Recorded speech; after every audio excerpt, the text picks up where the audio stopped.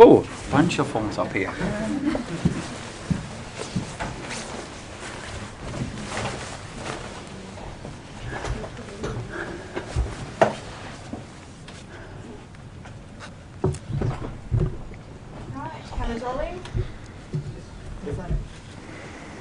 Good afternoon and welcome to the official pre-match press conference for the CommBank Matildas. We begin by acknowledging the traditional owners of the land in which we're conducting this press conference today, the Wurundjeri people of the Kulin Nation, and pay our respects to their elders past, present and emerging. Australia will take on world number 5 tomorrow at Marvel Stadium with kick-off at 7:30 p.m. And for today's press conference, we welcome head coach Tony Gustavsson and CommBank Matildas and Olympic Lyonnais defender Ellie Carpenter. I'll start with you, Tony. You finally have all 23 players with you, and it's been a very deliberate build-up to this match for almost 5 weeks together. How is everyone feeling? Excited. It was a buzz up there today in training, feeling that you feel the day before the game.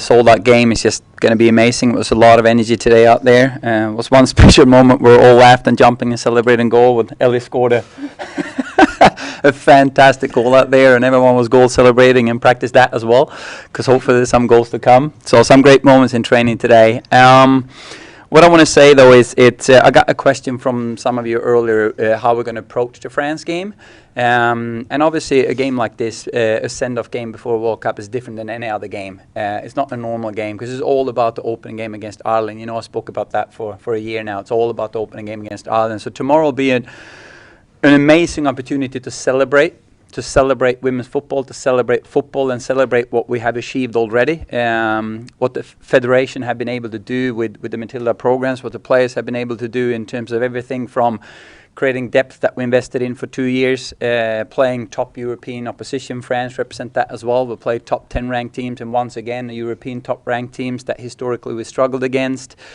Everything to celebrate the culture that this team stand for and the why. So tomorrow will be more than the 90-minute football. It doesn't mean we don't want to perform well, but it's a very different perspective going into the game tomorrow. Just to put that perspective on there, it's important to understand it's a very different game. Last prep game before the World Cup. Ellie, this is a bit of a special one for you with 5 of your Lyon teammates across the other side of the pitch. How are you feeling about this game? Yeah, I'm really excited. Obviously another game representing my country. It's always an honour, and like Tony said, this is almost like the last game, our send-off game before the World Cup, so what better to do it in a sold-out stadium here in Melbourne. And yeah, extra special for me, I guess. I get to play against some of my teammates, which I know very well, so I'm excited to see them, and yeah, I can't wait for the battle. All right, questions on the floor. Anna Harrington. Hi, Tony. Just a quick one on squad availability. What sort of squad team do you expect to be able to put out there today? I think Simon was the only one we didn't see there. Is she available as well? Yeah, we selected Kai on different circumstances. She's still not ready to play many minutes, but we're working on an individual plan for her, and we select her as a game changer. I would say we most likely won't see her tomorrow because she's on a long-term plan for us in that sense. I actually wish, I'm going to be honest here as a coach, I wish we could play all the players tomorrow. That would be like a dream scenario, go first half, second half, and then, make sure everyone gets some game time. But there's limited amount of subs. It's an official FIFA game. But we're also going to have that approach that we want as many players as possible to get game minutes tomorrow. Yep, on the back. Hi, Rochelle from France 24. Bonjour. Bonjour. The Matildas are pioneers when it comes to achieving equal pay in football, and for this tournament, FIFA announced it was tripling the prize pool money. So how does it feel to have contributed to closing the gender pay gap? Yeah, I think for me, I'm in a very unique position. Obviously, I came into the team 9 years ago now, and it feels like that was not that long ago, but I've kind of seen that change because when I came in, there was hardly anything involved, and I've been in that era which I've seen go from 0 to 100. So I feel very honoured to be part of the group that we have changed the game, and I think this is just the first step. Like, we see obviously the prize money get increased, but there is still a long way to go compared to the men. It's great, and I'm so gratefully honoured, and I'm a part of this change, but there still is a long way to go, but this is a great first step. And you see the numbers, you see everyone already sold out games, this World Cup. It's going to be the biggest women's football tournament ever, and yeah, just be part of that, and hopefully we can keep building on this, because for me this is just the beginning. Tony, tomorrow you said it's the final game before the World Cup, 6 days out. Is it going to be a good indicator of the 11 that start the game? Will it be at 11 that you'll most likely see, or a good indicator of what the team will be against Ireland? I think it'll be a good indicator of a starting lineup, but also a finishing lineup. You know, I've always talked about that. It's also about the game changer. The one thing that will be different is, because it's a send-off game and the last friendly before the World Cup, I'm also going to consider any type of niggles and minutes played, because it's all about the Ireland game. So if this was a quarter-final, I would probably treat game time and players differently. So you will see some adjustment according to that. So if you're surprised that maybe a player has a phenomenal game tomorrow and I take her off in halftime, it's going to be different, right? So I'm going to approach it different in that sense. Isabel. What are you trying to actually get out of the game? What's the message you said to the players? Like, is there a certain scoreline you've said, or a certain result you're after and chasing, or is it more about what happens and the way you guys actually play the game tomorrow? I think going into this game, it's having the same approach as we've had for over 2 years now, meaning it's all about the Ireland game, and use this game to take away things we need to be ready for in the Ireland game. So there's going to be testing some things. There's going to be throwing some curveballs out there for the oppositions to deal with come the World Cup, but then also have consistency in what we've done and believe in what we've done for years now. But I also think it's important to look at the mental part of the game tomorrow, to be able to connect with all the fans. I mean, a sold-out stadium, and check in mentally to this World Cup is not just about football and X and Y. So this is about emotional and the legacy that these players have already started to create, and connect and unite the nation to be excited, to have that buzz. It's a little bit more like a celebration game in that sense. Not that we don't care about performing well, but it will be a different game in that sense. Christoph. Yeah, Chris, with German newspaper Frankfurter Allgemeine Zeitung. Tony, there's a lot on the shoulders of your team, probably, like gender equality, equal pay, all these kind of things. As a coach, would you sometimes wish there's less besides soccer? I'd say these players are amazing in the sense that their why is bigger than 90-minute football. And as long as they get to play for their why, it's going to inspire them, it's going to motivate them, it's going to drive them, and it's going to help them perform. And I've seen that over years now, and I'm just extremely privileged to be a very small part of that. So as a coach, I just see the inner drive and the passion in these amazing players, but more so these amazing women, how they use it as fuel to play football. Ellie, you mentioned playing at Marvel Stadium before. Firstly, what was the surface like out there? Obviously, it's a venue that's highly used for Australian rules football, and there's been rugby league here as well in recent weeks. And secondly, playing at home in front of a sold-out stadium. Can you talk a little bit more to that, and what your expectations are when you run out? Yeah, obviously the field's looking pretty good. Couple lines are out there. Hopefully they put the banners, around, so I know where the lines are, so I don't go out the field. But no, it should be fine.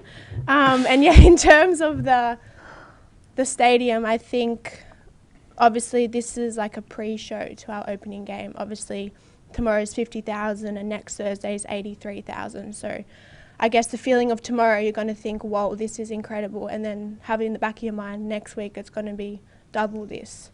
So that just gives me goosebumps kind of talking about it. But I think it's going to be, like Tony said, preparation mentally for us. I don't think many of us have played in more than 50 or 60,000 people in front of. So it's going to be, just taking it all in, soaking it all in. It's a once-in-a-lifetime opportunity. Whenever can I play in front of my home country, my family, like this ever again? So just making the most of it. David. Question for Tony and Ellie. The pressure of a home World Cup, how much do you use that to motivate the players or shield them away from the outside noise? So how much do you bring into the camp, and what sort of approach do you use with the pressure and the home expectation? Yeah, great question. I think we look at it as fuel, and we look at it as belief. We have a lot of belief that supports us, and we get fueled and motivated by that. And that's a source of strength that this team will embrace, and I think also use when we play this high-octane, pressing, attacking-minded game, when sometimes we're a bit fatigued and tired in the game, to be carried by the fans and to be able to put those extra runs in. We all know what Ellie stands for when it comes to running and high-speed meters and be energetic and high intensity, and that's the football we're always going to play no matter who we play against. The other thing when you said how much do we bring in the noise from the outside, I think tomorrow we're going to bring it all in because we want to unite and connect with the fans and really bring it in. When it comes to opinions about things we do, whether that's a lineup or tactics, then we need to shut it out and believe in what we've done for 2 years and stick to what we've always done. Do nothing new, don't listen too much, just believe in what we've done and prepare for. Got time for 3 more questions. Amy, then the back, and then finish with Isabel. Tony, I'll just start with you. Obviously, France's last 2 friendlies have been against both Ireland and then Canada. So can you talk us through a little bit your science and thoughts behind choosing France as your final preparation match?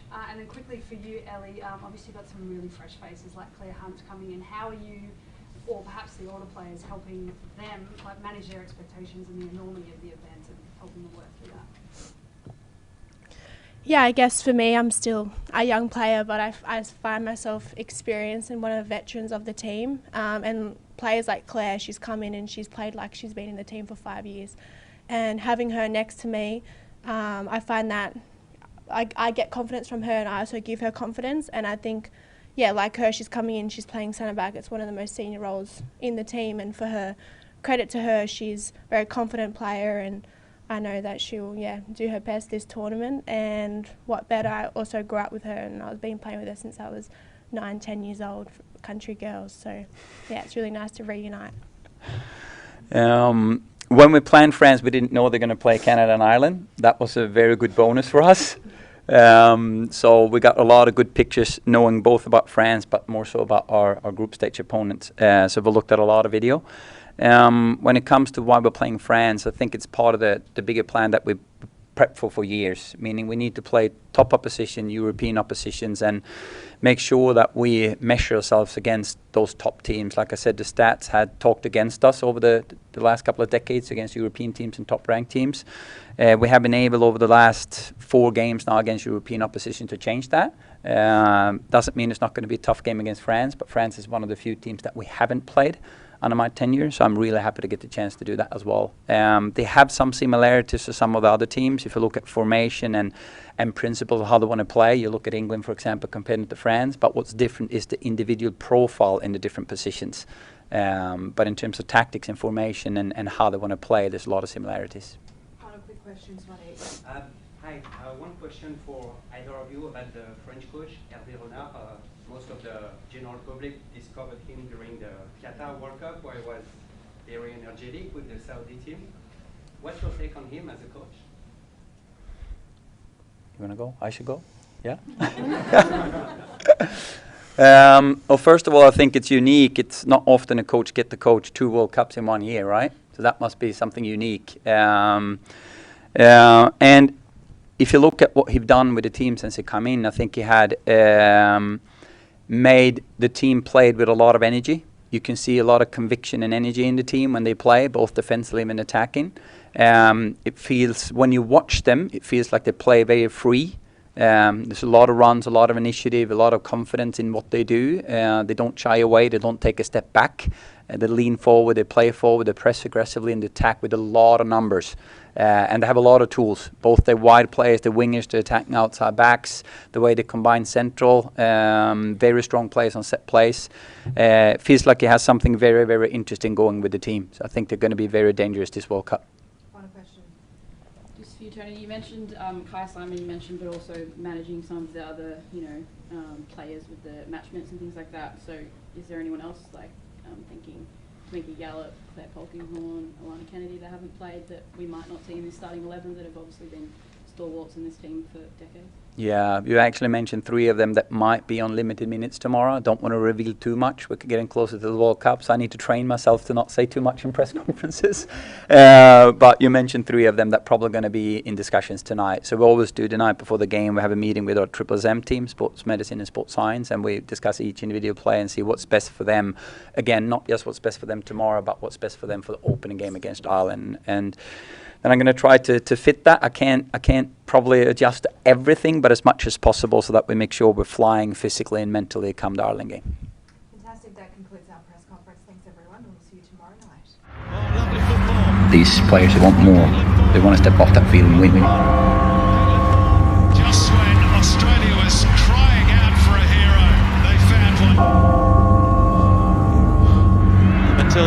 get to measure themselves against world's footballing elite.